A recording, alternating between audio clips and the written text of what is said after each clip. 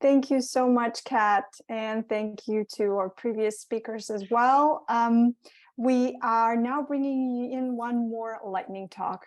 This time, we'll turn to developers' career aspirations and how you can use this information to support your communities. These insights are being brought to you by Simon Jones, who is a data storyteller at SlashData. Simon, over to you. Thank you very much, and hello, everybody. So it's my pleasure to share with you some of SlashData's latest data from our Q3 2022 Developer Nation survey.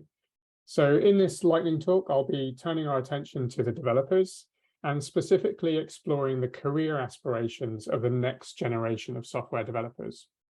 So we asked almost 5,000 student developers what ambitions were driving their software development careers. Now, we know that for students and early career developers that are about to embark on an exciting development career, having long-term aspirations can provide a sense of direction and help them make appropriate choices about the knowledge and skills they seek, the roles they take on, and the companies they decide to work for. So for a developer relations or developer marketing team, knowing what it is that developers are aiming for as their ultimate career goal, the driving force behind their decisions, can help you find developers and engage them in a meaningful way.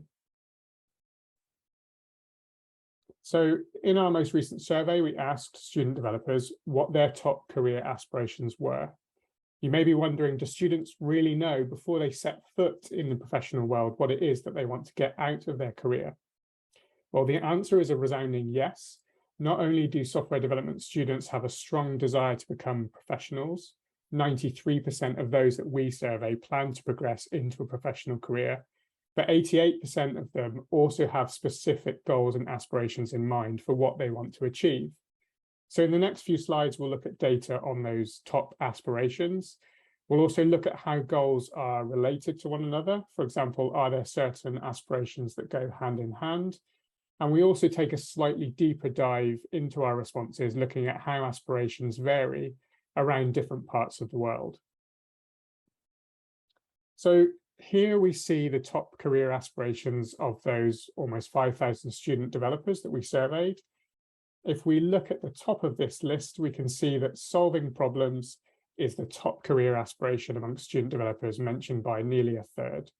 And this is closely followed by becoming an expert in a domain or technology, building innovative products or services, and working on challenging projects. So for many aspiring developers, it's not about the fame and fortune, but the fulfillment of tackling problems, building knowledge, and satisfying curiosity and chasing innovation. These are the primary motivators for students in their journeys to becoming professional software developers. So if you're reaching out to aspiring developers, emphasizing opportunities for a career that places these values at the center of that journey is likely to appeal to many. It's worth noting, however, that compensation and reputation is still important to students too. Maximizing their earning potential ranks 6th on the list of career aspirations. We see roughly a quarter of all students place this as one of their main objectives, and working for an esteemed company follows closely behind. So in a moment, we'll look at the extent to which these different aspirations overlap. Is it enough for you to offer aspiring developers some of these opportunities without others? And to do this, I'll drill down into two groups of developers with differing aspirations. So those who state that one of their main goals is to make a difference in the world and maximize their impact on society. And as you can see from this chart, this group accounts for around 15% of all aspiring developers. And we'll look at those who aspire to maximize their earning potential, accounting for 22% of student developers. So in this chart, we show the aspirations that go hand in hand with wanting to maximize impact on society. The green bars are showing the aspirations of developers that tell us they want to make a change in the world, and the gray bar provides data on the average student developer for comparison. If you look down this chart, you can see that innovation, so solving problems, expertise, building expertise in a particular domain or technology, entrepreneurship, and mentoring are particularly important to this group who set out to achieve societal impact. You can also see that these developers are less interested than most in the reputation of the company that they work for. So as long as they're given the ability to be innovative, to develop expertise and pass this expertise and knowledge on to others to help them grow, then they're achieving their main aspirations. Innovation, expertise, entrepreneurship, and mentoring should therefore be at the heart of your relationship with developers if you want to reach those who are particularly driven to maximize the impact of their work to society. So, for example, offering business assistance and funding and marketplaces for software really appeal to these entrepreneurial developers. And meetups are particularly valuable, allowing them to engage in mentoring and supporting other developers. And we see this supported in the rest of our data when we ask these developers about the kinds of support that they most want to see from vendors. Many students indicate that for them, one of the top aspirations is to maximize their earning potential. And with challenging economic climates in many parts of the world right now, this is perhaps not surprising. Many aspiring developers are seeing software development as a career path that can provide them with a comfortable salary and an opportunity to climb a ladder with increasing rewards. So in this chart, the purple bars show the aspirations that go hand in hand with wanting to maximize earning potential. As you can see, these developers don't shy away from challenging work. They're just as likely to aspire to work on challenging projects as the average student developer. However, for these developers, gaining recognition and working at an esteemed company are disproportionately important. So 25% of those who want to maximize earning aspire to work at a company that has an established reputation and is well respected. Interestingly, we also find that these developers who value reputation also favor slightly different information channels.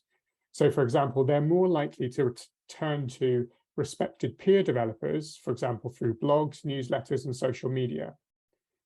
Gaining their own personal recognition and credibility also matters more to those who aspire to a high salary. So they want to be able to gain recognition for their achievements and provide evidence of them as a way of climbing the career ladder. So for these developers, qualifications and certifications are likely to be an important tool that enables them to achieve their big picture goal. To this group, there are also goals that matter less than they do to the average student. For example, they see building their own business as less of a priority and favor an established career path with an established company. And so for DevRel teams, making sure that this path is well signposted, that there are respected peers that they can turn to for information along the way, and providing recognition of their achievements are key ways to engaging with these developers in a meaningful way. So, as with many topics that we ask about in our survey, we see interesting regional differences in our data, with cultural and socio-economic circumstances having an impact on aspirations among student developers. So this chart shows the concentration of student developers in our latest survey. And you can see South Asia and the Middle East and Africa have the highest proportion of student developers, indicating that the future of professional development in these regions looks particularly promising.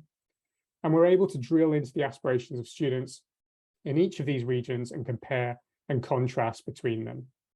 So here we show the student aspirations for a specific region, in this case, South Asia, and the color coding indicates whether each aspiration is more common, green, or less common, red, than the global average.